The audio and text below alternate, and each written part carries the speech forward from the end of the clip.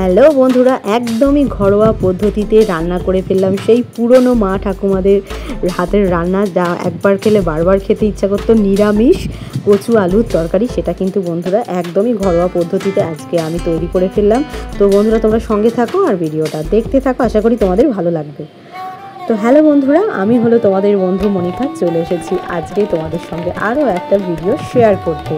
নতুন video share করতে চলে এসেছি। আর এখন দেখো বন্ধুরা, এসেছি আমি একটুখানি ছাদে এলাম। আজকের আকাশটা দেখো কি দারুণ লাগছে, দেখতে পাচ্ছ? এটা আমার বাড়ির আশেপাশের দেখো পরিবেশটা তোমাদের সঙ্গে একটু শেয়ার করলাম। কেমন লাগছে অবশ্যই কিন্তু আজকের আকাশটা তোমরা কিন্তু অবশ্যই কমেন্টস করে জানাতে ভুলো না। দেখতে পাচ্ছ যে পেঁজা তুলোর মতো মেঘগুলো কি সুন্দর আকাশে ভেসে চলেছে, দারুণ লাগছে। তাহলে বন্ধুরা, তোমরা ভিডিওটার সঙ্গে থাকো আর দেখতে থাকো।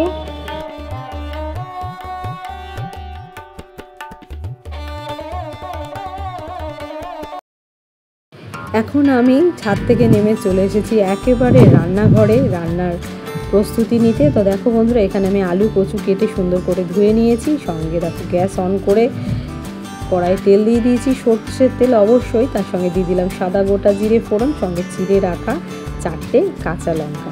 তো এটাকে সুন্দর করে ফোড়নটাকে আগে একটু ভাজা ভাজা করে নিতে হবে কাঁচা লঙ্কাগুলোকে। তারপরে দিয়ে দিলাম কেটে রাখা কচু আলুগুলো। তো এইগুলোকে সুন্দর করে ঢাকা না দিয়ে আগে সুন্দর করে ভাজা করে নিতে হবে। সুন্দর করে ফ্রাই করে নেওয়ার পর, ভাজা ভাজা করে নেওয়ার পর কিন্তু বন্ধুরা দিয়ে দিতে হবে মশলা। এখানে মশলায় আছে হলুদ গুঁড়ো, জিরে গুঁড়ো, ধনে গুঁড়ো, লঙ্কার গুঁড়ো। তো এইগুলোই কিন্তু আজকে আমার তরকারিতে যাচ্ছে, কচু আলুর তরকারিতে। তো দেখো বন্ধুরা, এবার কিন্তু এই ধনে গুঁড়ো, জিরে গুঁড়ো আর এই যে লঙ্কার গুঁড়ো আছে, ভালো করে আলু আর কচুটা আমার ভাজা হয়ে গেছে। তো এটা মশলাটা এর সঙ্গে অ্যাড করে সুন্দর করে কষিয়ে নিতে হবে। তো এদিকে দেখো আমার মশলা কিন্তু কষানো পুরো রেডি বন্ধুরা, একদম রেডি হয়ে গেছে মশলা কষানো। সুন্দর করে কষিয়ে নিয়েছি, সুন্দর গন্ধ ছাড়ছিল। তারপরে কষানো শেষে দিয়ে দিলাম স্বাদ মতো লবণ।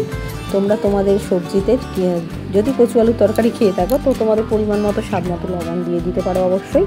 তো এবার দিয়ে দেবো জল। আমার কষানো হয়ে গেছে, জল দিয়ে এবার পরিমাণ মতো জল দিয়ে ঢাকা দিয়ে দেওয়ার পালা। তারপরে চলো আবারও আসছি।